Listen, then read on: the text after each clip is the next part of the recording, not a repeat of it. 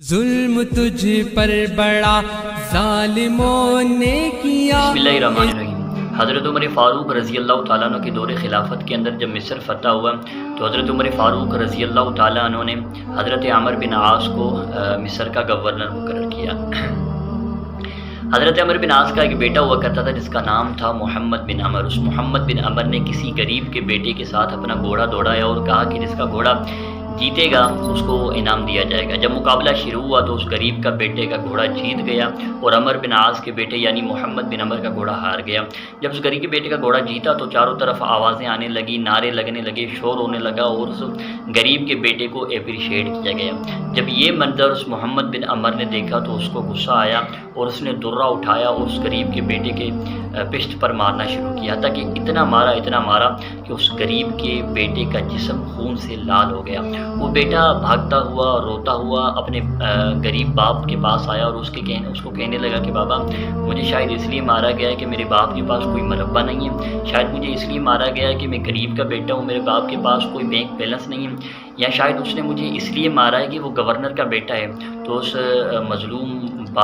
غریب باپ نے کہا کہ بیٹا خاموش ہو جاؤ، تمہیں پتہ نہیں ہے یہ حضرت عمر بن خطاب کا دور ہے، اس دور کے اندر کسی غریب کے ساتھ کوئی ناانصافی نہیں ہوتی، ہم چلو عمر کے پاس چلتے ہیں، وہ ضرور ہماری بات کو سنیں گے۔ دونوں باپ اور بیٹا 3 دن کا سفر کر کے حضرت عمر کی دربار میں آتے ہیں۔ اس غریب نے اپنے بیٹے کی قمیص اتار کر اور حضرت عمر کو وہ داغ دکھائے۔ حضرت عمر نے جب وہ داغ دیکھے تو حضرت عمر کی چیخ نکل گئی اور وہ سجدے میں گر گئے۔ کافی دیر رونے کے بعد اٹھے اور کہا کہ حضرت عمر بن عاص اس کے بیٹے کو لے کے آؤ۔ جب دونوں دربار میں حاضر ہوئے تو اس غریب کے بیٹے سے حضرت عمر نے کہا کہ بیٹا درہ اٹھاؤ اور عمر بن عاص کے بیٹے کو مارو جس طرح اس نے تمہیں مارا تھا۔ جب تمہیں اس نے مارا تھا تو اس کا باپ بھی سامنے نہیں تھا، اب تو اس کا باپ بھی سامنے کھڑا ہوا ہے، تم اس کو مارو۔ تو اس غریب کے بیٹے نے اپنا بدلہ پورا کیا، درہ اٹھایا اور اسے مارا۔ اس بعد میں حضرت عمر نے یہ اعلان کیا کہ عمر بن عاص کو کہا کہ آج کے بعد تم گورنری کے عہدے سے ہٹ جاؤ اور آج کے بعد تم ٹاٹ کا لباس پہن کر بکریاں چرایا کرو گے۔ لوگوں نے سوال کیا حضرت عمر فاروق رضی اللہ تعالیٰ عنہ کے دور حضرت عمر سے کہ حضرت عمر سے کہنے لگے کہ عمر ٹھیک ہے اس کے بیٹے کی تو غلطی تھی اس لیے اس کو آپ نے بدلہ لیا ہمارا، لیکن اس میں عمر بن عاص کی کیا غلطی ہے؟ تو حضرت عمر فاروق رضی اللہ تعالیٰ عنہ کہنے لگے کہ اس کے بیٹے کے ذہن میں یہ خیال کیسے آیا کہ وہ گورنر کا بیٹا ہے، اس کو یہ تصور ہی کیسے ملا، اس کے دماغ میں یہ بات آئی کہاں سے کہ وہ گورنر کا بیٹا ہے، وہ کسی امیر کا بیٹا ہے اور وہ جو چاہے کرتا رہے گا؟ یعنی اس کے گھر میں ایسی کوئی بات ہوئی ہوگی، اس کے گھر میں کوئی نہ کوئی ایسی بات چلی ہوگی جس کی وجہ سے اس کو پتہ چلا ہے اور وہ یہ سب کر رہا ہے۔ تو اس واقعے سے ہمیں یہ پتہ چلتا ہے کہ آج کے دور کے اندر جو مدینے کی ریاست کا دعویٰ کرتے ہیں، جو اپنے آپ کو کہتے ہیں کہ ہم حضور صلی اللہ علیہ وسلم کے امتی ہیں، جو کہتے ہیں کہ ہمارا ملک ایک اسلامی ڈیموکریٹک کے نام سے جانا جاتا ہے، جو کہتے ہیں کہ یہاں پر اسلامی نظام چلا جاتا ہے، ان سے میں کہنا چاہتا ہوں کہ آپ کی مظلوم بیٹی پاکستان کی بیٹی ڈاکٹر عافیہ صدیقہ 20 سالوں سے امریکہ کی کال کوٹھڑیوں کے اندر، امریکہ کی جہنم کے اندر چیخ رہی ہے، چلا رہی ہے۔ آپ حضرت عمر کا نام تو لیتے ہیں لیکن ان کے قانون پر، ان کے بتائے گئے طریقے پر چلنے کے لیے کوئی آپ ایسی کو سانس نہیں لیتے۔ اگر حضرت عمر فاروق رضی اللہ تعالیٰ عنہ سے اپنے آپ کو تشبیہ دیتے ہیں اور کہتے ہیں کہ ہم ریاست مدینہ بنانا چاہتے ہیں، کہ امیر کی حالت یہ ہوا کرتی تھی کہ جب مدینہ کے اندر کسی عورت کی چیخ نکلتی تھی تو حضرت عمر سجدے میں گر جاتے تھے۔ حضرت عمر فاروق رضی اللہ تعالیٰ عنہ کے دور کی اگر بات کی جائے تو غیر مسلم اسے منع کرتے ہیں۔ 20 سالوں سے ہماری بہن، ہماری بیٹی امریکہ کے جیلوں کے اندر چیخ رہی ہے، چلا رہی ہے، لیکن کوئی اس کے لیے آواز اٹھانے کے لیے تیار نہیں ہے۔ جو آواز اٹھاتا ہے تھوڑی بہت اپنی طاقت کے حساب سے اس کو بھی تانے لوگ دیتے ہیں کہ تمہاری آواز سے بڑے انقلاب آنے والا ہے، پتہ نہیں عجیب قسم کے کمنٹ کرنا شروع کر دیتے ہیں۔ اور وہاں سے آنے والے قیدی بتاتے ہیں کہ جب رات کو ہم اپنے جیل کے اندر ہوتے تھے، ہم اپنی کال کوٹھڑی کے اندر ہوتے تھے تو رات کو ڈاکٹر عافیہ صدیقہ کی ایسی عجیب اور خطرناک چیخیں ہمیں سنائی دیتی تھی اور اتنا اس پر ظلم اور تشدد ہوتا تھا،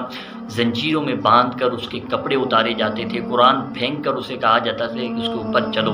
اتنا ظلم۔ صرف اور صرف 2 منٹ کے لیے تصور کریں کہ آپ کی بیٹی، آپ کی ماں یا آپ کی بہن کے ساتھ اس طرح کا ظلم کیا جائے، 20 سالوں سے اندر اس کو زنجیروں سے باندھ کر، اس کے کپڑے اتار کر، اس کے ساتھ زیادتی کر کے اور قرآن پھینک کر کہا جائے کہ اس کے اوپر چلو، تو آپ کے دل پر کیا گزری؟ موجودہ دور کے اندر اگر ہمارا بھائی، ہمارا بیٹا، ہماری بیٹی صرف چند گھنٹوں کے لیے صرف ٹیمپریری طور پر ہمارے گھر میں لاپتہ ہو جاتی ہے تو ہمارے دل پر کیا گزرتی ہے؟ تو اس ڈاکٹر عافیہ صدیقہ کی ماں کے سینے کے اندر دل نہیں ہے؟ کیا اس کے احساسات نہیں تھے؟ کیا اس کے جذبات نہیں تھے؟ روز وہ ماں اپنے گھر کے دروازے پر تکتی تھی اور یہ سوچتی تھی، یہ تصور کرتی تھی کہ ایک دن میری بیٹی آئے گی، دروازہ بجائے گی اور میں دروازہ کھولوں گی اور اپنی بہن سے ملوں گی، گلے لگاؤں گی۔ لیکن کیا پتہ تھا کہ اپنی بہن کی بجائے وہ اللہ سے جا کر ملے گی، اس کی بہن جو 20 سالوں سے روڈوں پر دروازہ بجا رہی ہے، ہر کسی کا دروازہ بجا رہی ہے، لیکن کوئی اس کے لیے آواز اٹھانے کے لیے تیار نہیں ہے۔ سینیٹر مشتاق کی میں نے ابھی گفتگو سنی اور انہوں نے ایک جملہ کہا، انہوں نے کہا کہ ڈاکٹر عافیہ صدیقہ جب ہم اس سے ملنے گئے تھے تو اس نے آخر میں ہمیں پاکستان کے نام ایک پیغام کہا تھا، صرف ایک جملے کے اندر اس نے کہا تھا کہ پاکستانیوں سے، میرے بھائیوں سے، میرے جو ہم محافظ ہیں ان سے صرف اتنا کہنا کہ مجھے اس جہنم سے نکالو۔ یہ بظاہری تو ہمارے لیے تو یہ ایک جملہ ہے، لیکن حقیقت میں اس کے پیچھے کتنی دکھ کی ایک داستان ہے۔ یقین کریں اگر آپ سنیں گے تو آپ کے جذبات، آپ کا کلیجہ آپ کو منہ کو آ جائے گا۔ تو میں تمام دوستوں سے گزارش کروں گا، جتنی بھی اللہ تعالیٰ نے آپ کو طاقت دی ہے، قوت دی ہے، آپ کے پاس سوشل میڈیا ہے، آپ کے پاس فیس بک ہے، آپ کے پاس ٹویٹر ہے، آپ کے پاس واٹس ایپ ہے، بہت سے دیگر آپ کے ہتھیار آپ کے پاس پڑے ہوئے ہیں۔ لوگ کہتے ہیں کہ یار فیس بک سے پوسٹ رکھنے پر کیا ہوگا؟ دیکھیے آپ کی پوسٹ، اگر آپ کی پوسٹ کرتے ہیں تو آپ کی وہ ایک پوسٹ تقریباً 5000 کی لمٹ ہوتی ہے فرینڈ کی، اب تو ایک فالو سسٹم بھی فیس بک نے دے دیا ہے۔ تو آپ کی پوسٹ اگر 100 دوستوں کے پاس، 100 لوگوں کے پاس بھی جاتی ہے تو یقین جانے آپ کی یہ کامیابی ہے۔ دیکھیے قطرے قطرے سے دریا بنتا ہے، اگر آپ کی پوسٹ 100 لوگوں کے پاس جا رہی ہے تو ان میں سے کم 2 یا 3 تو اتفاق کریں گے اور وہ آپ کی پوسٹ کو، وہ آپ کی آواز کو آگے پروموٹ کریں گے، اور اس طرح ایک چین بنتی جائے گی اور انشاءاللہ آپ کی آواز اس مظلوم بیٹی کے حق میں جائے گی۔ اور انشاءاللہ سینیٹر مشتاق صاحب یہ بتا بھی رہے تھے کہ بہت آسان ہے اس کو، ڈاکٹر عافیہ صدیقی کو آزاد کرنا، لیکن ہماری حکومت سو رہی ہے۔ ہمارے حکومت کے پاس ماضی میں موقع ملا تھا، ذریعے بنے تھے، لیکن انہوں نے کوئی اس میں انٹرسٹ نہیں لیا۔ ابھی بھی امید کرتے ہیں کیونکہ اس دوبارہ یہ ایک طوفان اٹھ کھڑا ہو گیا ڈاکٹر عافیہ صدیقی کے حق میں، اور امید کرتا ہوں، اللہ سے امید کرتے ہیں، دعائیں بھی مانگتے ہیں کہ انشاءاللہ ہماری مظلوم بیٹی پاکستان کے حق میں آئے گی، اور انشاءاللہ ایک دن ہم اس بیٹی کو، جو ڈاکٹر فوزیہ